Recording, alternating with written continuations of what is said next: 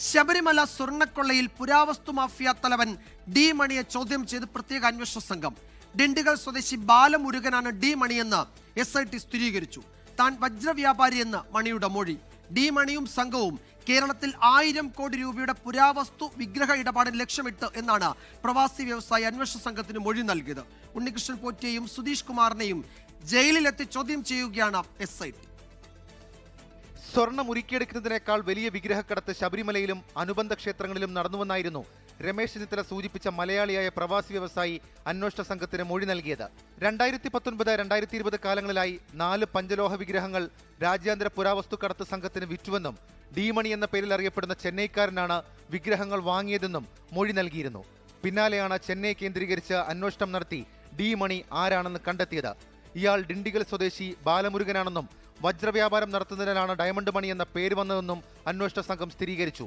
D മണിയും സംഘവും കേരളത്തിൽ ലക്ഷ്യമിട്ടത് 1000 കോടിയുടെ പുരാവസ്തു വിഗ്രഹ ഇടപാടാണെന്നും പ്രവാസി വ്യവസായി മൊഴി നൽകിയിട്ടുണ്ട്. ശബരിമല കൂടാതെ പത്മനാഭസ്വാമി ക്ഷേത്രത്തിലും കണ്ണുവച്ചെങ്കിലും ഇടപാട് മുടങ്ങി.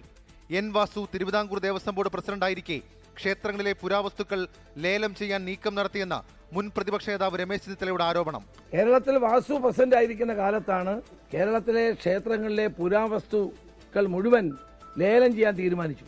അന്ന് അതിനെ ഏറ്റവും ശക്തമായി ഞാൻ പ്രതിപക്ഷ നേതാവ് എന്നുള്ളതിൽ സഭയ്ക്കകത്തും പുറത്തും എതിർത്തു.